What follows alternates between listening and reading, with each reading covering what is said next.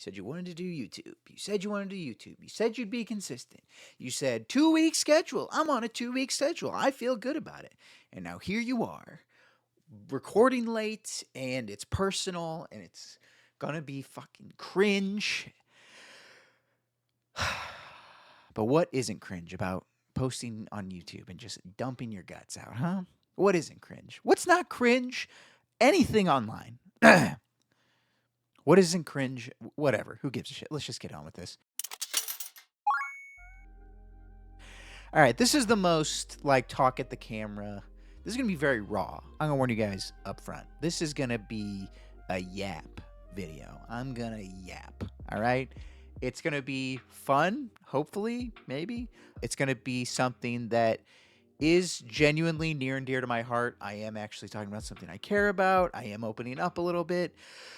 Oh, just saying it out loud and knowing the camera's rolling has me feeling things in my chest. But we are plowing ahead. Like I said, this is going to be something of a confessional or a storytime video. I saw a video last week that inspired me to talk about something that I've never talked super openly about. When I was 22 years old, I decided I wanted to be an actor. I guess I technically was an actor because I was acting in high school. And then I acted in student films in college, but that's kind of a phrasing thing that it ties into the whole rest of the thing because I wasn't making money, but I was doing it. But like, are you the name of that thing when you're not making money?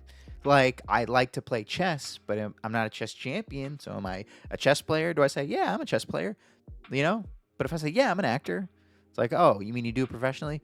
Anyway, that's the whole thing. That's what I'm getting into. That's the ick of these entertainment pursuits, these attempts to be things that are a little bit flashy, involve a little bit of ego, make people go, oh, la la, or whatever. I saw a video called 7 Reasons Why You Should Be Embarrassing by Caroline Winkler. First things first, it's a great video that you should definitely just go watch. But the crux of the video is that something you learn as you grow and mature is the fear of being embarrassed, or in some cases full-on shamed, can 100% keep you from doing things that make you happy in your life. I talked about it in my last video, but it did kind of keep me from actually starting a YouTube channel and beginning to post videos and just come on here and talk about the things that I wanted to talk about. And in addition to keeping you from trying new things, it can also keep you from pivoting. If you know me, then you might get a sense of where this is going. Caroline was also an actor, which resonated with me. And specifically, she classified acting in this category of efforts she labeled as cringe unless you succeed. In that being a successful actor is obviously cool, but if you're in the tiers below that, you can often be seen as try-hard or delusional or cringe. And in addition to that, the pressure to not pivot in some capacity for fear of being perceived as a failure is yet another sort of like social faux pas that people in that position have to navigate. Wait, this resonated with me so hard that it almost felt like a weight was lifted off my chest that I haven't acknowledged has been there for years. Some of the darkest times of my life were when I was out in LA trying to be an actor, trying to make ends meet, and the two things are how I was being perceived as someone who was attempting something that probably most people didn't believe that I was going to pull off, and how I would also be perceived if I pivoted into something else that would make me happier, even though I was wildly unhappy at the time. I would dread conversations with family and friends back home who would ask, you still doing the acting thing? Which, no shade to any of my friends or family. I know you all mean well. I genuinely don't think anyone I know was too judgmental. At least I hope they weren't. But those conversations were definitely like an instant shame trigger for me, because answering yes would make most people's eyes glaze over, and answering no was almost like an admission of defeat. Almost have to say, no, I'm not doing the acting thing anymore. So you can stop pretending to be interested beyond checking in to see if I've given up on the dream and joined everyone else back here on planet Earth. And look, I know that a lot of these situations I'm 100% projecting because of my own insecurities. I 100% accept that as part of it. But also, like, who's kidding who? Even I myself used to feel those exact same judgmental feelings about anyone else who would appear to be too much of a tryhard, or like they're selling themselves too much, because there's almost like this question of like, who do you think you are? Like, because you have to, in some capacity, think that you're hot shit to attempt to be something like an actor. You must think that you're talented. Like it's an instant like tell of being like, okay, so you have a fucking ego, you know? And I don't know. I don't know if people think that's, I don't know if that's why people consider it like kind of cringe, or if it's the super low success rate. All of those things make perfect sense. But anyway, I'm coming at this from where I am. As you can see, I'm going to ramble a lot in this video. So I'm sorry about that.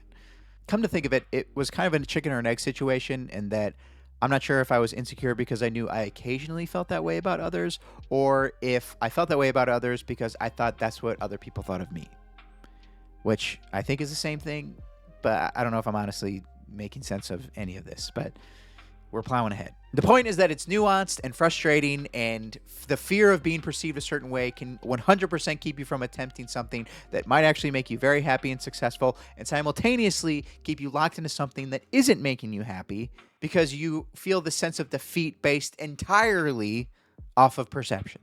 Basically, if I quit, the haters win. That's what I think. That's the process that you get locked into, which kind of brings me actually to my next point.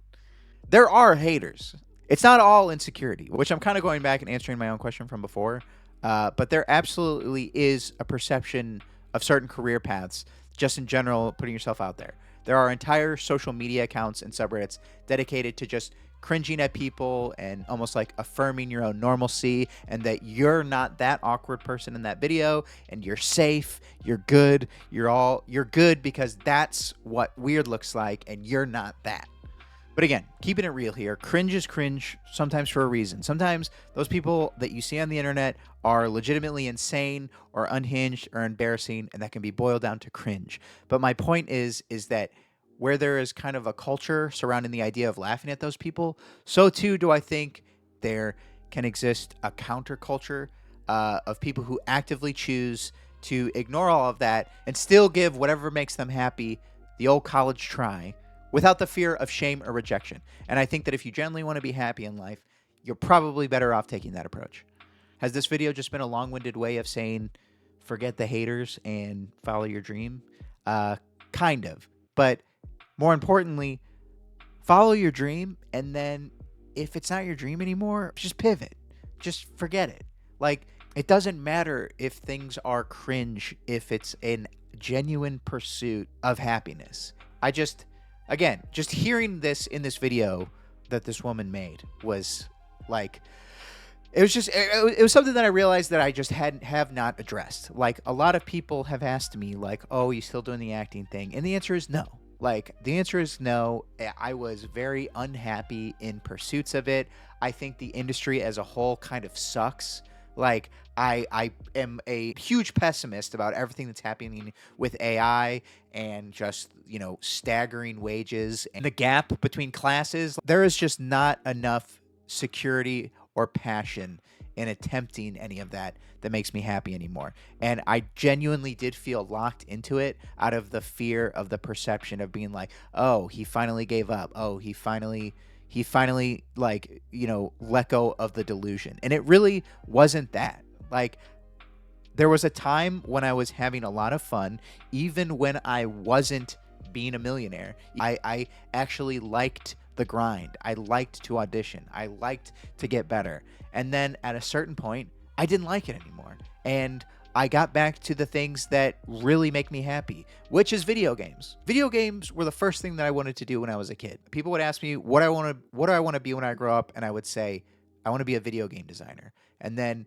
I realized that I have no interest in coding or doing any of like the back end development, but I do love working with video games. So when things with acting were really sucking and looking bleak, I was like, how can I get into video games? And it just so happened that being in Los Angeles is also a giant hub for working in video games, and now I work in video games.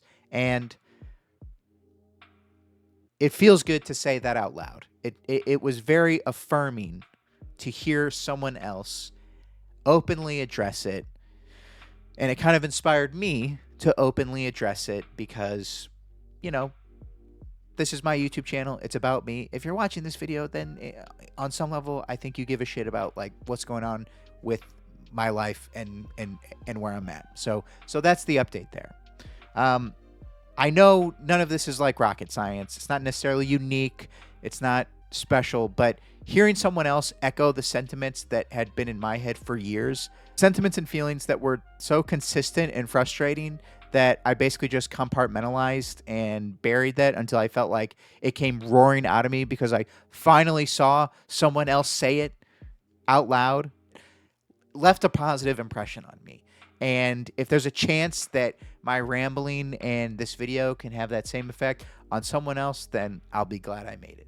So that's the video. That is a very short version of why I walked away from acting and what inspired me to just talk openly about it. And yeah, thanks for watching.